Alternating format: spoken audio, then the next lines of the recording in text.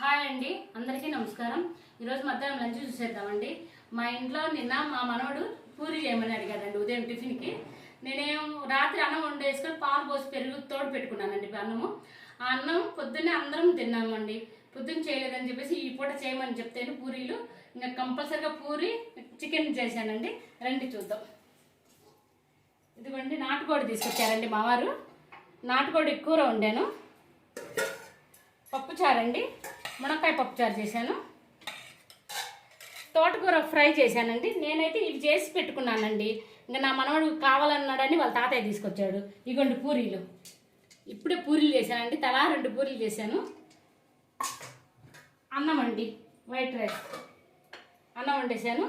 Last పెరుగండి.